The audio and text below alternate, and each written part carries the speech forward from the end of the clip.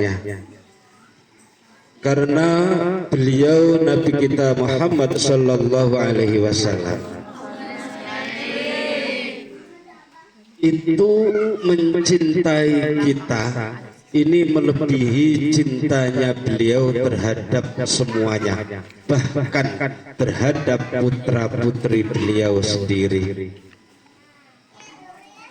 Nabi Muhammad sallallahu alaihi wasallam itu lebih cinta terhadap umatnya daripada cinta beliau terhadap putra-putri, bahkan istrinya sendiri. Cinta beliau ini dunyan wa ukhron, baik di dunia maupun di akhirat. Mana buktinya? Di saat beliau sudah sakit parah menjelang meninggal dunia, itu yang dipanggil-panggil bukan istrinya, yang dipanggil-panggil bukan putra-putrina, bukan ya Fatimah, tidak, atau ya Aisyah istriku, tidak, tapi yang dipanggil adalah ummati, ummati, ummati. Jadi kita semua ini tidak pernah berjumpa dengan Rasulullah Sallallahu Alaihi Wasallam, namun dirindukan oleh Nabi Muhammad Sallallahu Alaihi Wasallam. Wasauqoh, katanya, saya rindu banget, rindu terhadap orang-orang yang tidak pernah berjumpa denganku, rindu terhadap orang yang tidak pernah bertemu denganku namun dia iman kepadaku, yaitu kita semua. Ini dirindukan oleh Rasulullah Sallallahu Alaihi Wasallam. Maka sebagai bentuk cinta kita terhadap beliau, diantaranya adalah memperingati hari kelahiran beliau. Di akhirat kita pun yang diutamakan lagi-lagi umatnya yang diutamakan oleh Rasulullah Sallallahu Alaihi Wasallam dibanding sahabat-sahabatnya, dibanding putra-putrinya, dibanding istri-istri beliau. Dikisahkan ketika kiamat, bumi dan laut, gunung ini sudah diratakan jadi satu, semua makhluk ini dimatikan oleh Allah Subhanahu wa Ta'ala, termasuk para malaikat ini sudah dimatikan oleh Allah Subhanahu wa Ta'ala. Ketika semuanya sudah mati, ini Allah menyumbungkan dirinya, limanil mulkul yaum, katanya. Dalam Al-Quran dijelaskan, limanil mulkul yaum, siapa yang mempunyai, yang berhak menjadi raja pada saat ini. Semuanya sudah meninggal dunia, semuanya sudah mati. Kita tahu di dunia ini banyak sejarah-sejarah yang kita baca, mulai dari cerita-cerita zaman jahiliyah, cerita-cerita nabi terdahulu, termasuk salah satu orang yang mengaku dirinya sebagai Tuhan, yaitu Fir'aun. Fir'aun dipanggil oleh Allah Subhanahu wa Ta'ala, limanil mulkul yaum, di saat yaumul qiyamah, siapa yang berhak mendapatkan kerajaan pada saat ini. Semuanya tidak ada yang bisa bangun. Kemudian Allah Subhanahu wa Ta'ala dalam kitab tasawuf, kalau nggak salah itu di dalam kitab Takribul Usul, dijelaskan bahwa saat hari kiamat ini telah datang, semuanya sudah di bumi hanguskan oleh Allah Subhanahu wa Ta'ala. Ini Allah Subhanahu wa Ta'ala memerintahkan malaikat membangunkan dulu dibangunkanlah malaikat-malaikat, semua malaikat ini dibangunkan. Setelah bangun, setelah hidup kembali, dipanggillah yang namanya malaikat Ridwan. Malaikat Ridwan dipanggil oleh Allah Subhanahu wa taala, "Hai Ridwan, surga yang telah lama kita siapkan, buka pintunya. Buka pintu surga selebar-lebarnya, biar umat-umat manusia yang di saat di dunia ini taat kepadaku, taat dengan perintahku, masukkanlah semuanya ke dalam surga." Malaikat Ridwan wadala, wa Rabbi, baik wahai Tuhanku. Kemudian dipanggillah malaikat Malik. Jadi kalau yang selama ini kita kenal malaikat Malik itu malaikat penjaga neraka, bukan hanya penjaga neraka. Malaikat Malik ini yang diutus oleh Allah Subhanahu wa taala untuk menyediakan neraka. Ini malaikat Malik. Ya Malik, dipanggil malaikat Malik. Malaikat Malik datang ke hadirat Allah Subhanahu wa taala. Kemudian ditugaskan, "Wahai Malik, bikinlah neraka. Datangkanlah neraka ke sini. Ini akan dihuni oleh umat manusia yang ketika di dunianya ini selalu durhaka terhadap saya, selalu menuruti hawa nafsunya, tidak mau menyembahku, tidak mau mengakui utusan-utusanku, yaitu para anbiya wal mursalin."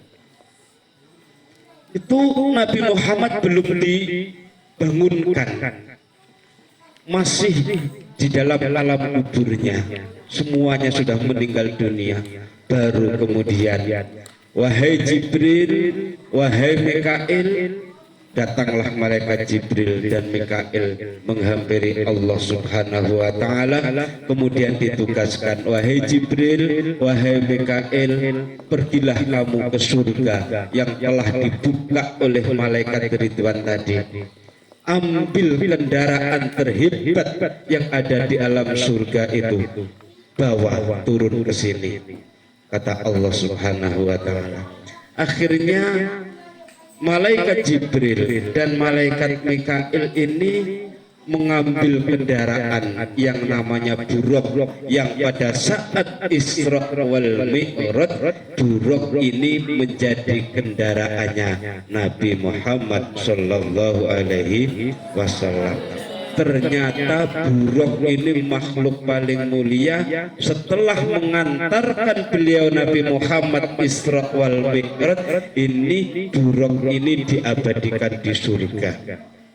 Kemudian nanti yang mengendarai buruk ini bukan Nabi Muhammad lagi, tapi buruk setelah didatangkan ke dunia yang sudah menjadi akhirat, sudah rata dengan apa itu, dengan tanah, semua lautan rata, ini didatangkanlah buruk. Setelah didatangkan buruk ini dituntun oleh malaikat Jibril dan malaikat Mikail, dihadapkan ke hadirat Allah Subhanahu wa taala. Lalu Allah Subhanahu wa taala memerintahkan lagi, "Wahai Jibril, wahai Mikail, temuilah, cari kuburan kekasihku, yaitu Muhammad Rasulullah sallallahu alaihi wasallam, dengan membawa kendaraan buruk ini." Alhasil dalam hikayah, buruk ini malaikat Jibril dan Mikail ini tidak berani naik buruk, karena saking takdimnya, saking hormatnya terhadap baginda Rasulullah sallallahu alaihi wasallam. Akhirnya karena bumi itu sudah rata, malaikat Jibril dan Mikail ini bingung, kemana ini mau mencari makam Muhammad, kemana mau mencari makam Nabi besar Muhammad sallallahu alaihi wasallam. Dicarinya berhari-hari ini tidak ketemu. Akhirnya putus asa. Malaikat Jibril ini putus asa mencari makbaroh, mencari makam Rasulullah ini sudah keliling kemana-mana tidak ditemukan, yang namanya sudah rata. Akhirnya malaikat Mikail dan malaikat Jibril ini rembukan, kalau begini caranya kita akan kecapean, kita akan kelelahan, kita akan membutuhkan berhari-hari, berbulan-bulan, bahkan bertahun-tahun, dan selamanya tidak akan pernah menemui makamnya Rasulullah Shallallahu Alaihi Wasallam.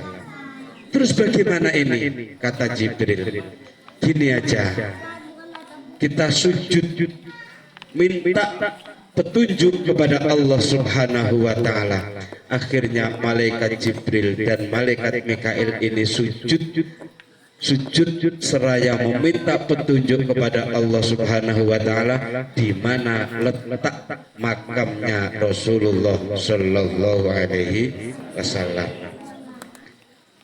Spontan ketika sujud mohon petunjuk kepada Allah Subhanahu wa Ta'ala, ini pintu makamnya Rasulullah ini sudah terbuka. Disitulah langsung Rasulullah dibangkitkan dari alam kuburnya, dibopong oleh malaikat Jibril dan malaikat Mikail. Setelah berdiri, Nabi Muhammad Sallallahu Alaihi Wasallam ini menoleh ke kanan malaikat Jibril, menoleh ke kiri ada malaikat Mikail. Pandangan Nabi ke depan tidak ada satupun manusia, tidak ada satupun malaikat, tidak ada, semuanya kosong, hamparan tanah yang sudah sudah rata dengan pegunungannya sudah hilang semua, hamparan tanah yang tidak, pandangan pun tidak bisa menembus. Akhirnya Rasulullah Shallallahu Alaihi Wasallam ini bertanya kepada malaikat Jibril, ini hari apa? Ini kejadian apa wahai Jibril? Jibril menjawab, hadza ma wa'adar rahman wa saddaqal mursalun. Ini adalah hari yang telah dijanjikan oleh yang maha pengasih, wa saddaqal mursalun, dan semua utusan Allah ini benar adanya, yaitu hari kiamat. Kemudian Rasulullah Shallallahu Alaihi Wasallam, singkat cerita, ini langsung dibawa ke surganya Allah Subhanahu Wa Ta'ala dengan mengendarai buruk tadi. Setelah sampai ke surga, Rasulullah itu dalam kesendirian hidup di surga. Padahal di situ sudah disambut para malaikat, tapi Rasulullah SAW masih mengalami kesedihan yang luar biasa. Apa yang disedihkan oleh Rasulullah, yaitu kita semua. Rasulullah itu panggil-panggil umatnya, sampai ketika Rasulullah Shallallahu Alaihi Wasallam ini tidak diperkenankan oleh Allah keluar dari surga untuk menjenguk umatnya. Akhirnya Rasulullah ini sujud di hadapan Allah Subhanahu Wa Ta'ala agar bisa memberikan syafaatnya kepada umatnya. Mungkin kita bisa membayangkan, matahari sudah sejengkal dari kepala kita, panas ya begitu panas, mau cari minum tidak ada di sana. Tapi saya yakin semua yang hadir di sini ini tidak ada niatan lain, yaitu niat semata-mata menghormat kelahiran Nabi Muhammad Sallallahu Alaihi Wasallam. Bentuk cinta kita terhadap beliau Rasulullah Shallallahu Alaihi Wasallam. Maka dijelaskan, kita yang dalam keadaan seperti itu dijelaskan dalam Maulid At-Tibai yang dikarang oleh Syekh Ja'far ini. Di sana disebutkan, haudhuka syafil mubarrad wirduna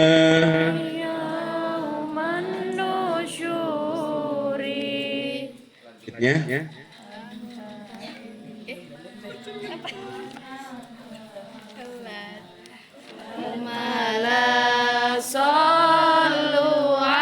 Kita puji. Coba diulang lagi. Hauduka sofil mubarrad wirduna yauman nusuri.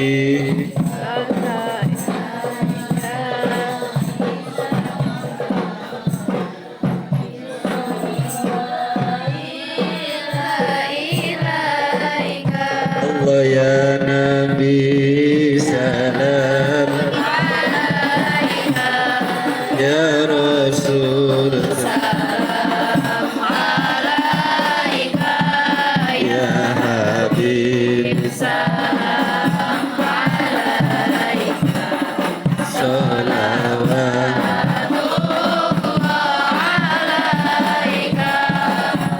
ورأينا العيسى حانت بشرى إلا إليك والغمام قد أضل والملائكة صلوا عليك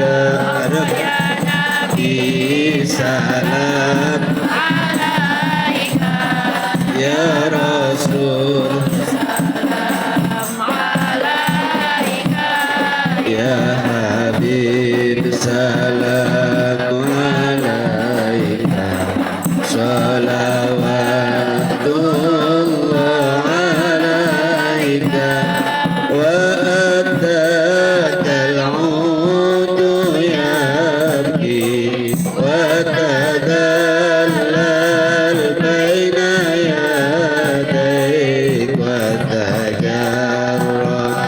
ya Habibi indaka Allahul nufur. Ayo bareng-bareng ya Nabi salam alaika ya Rasul salam alaika ya Habib salam alaika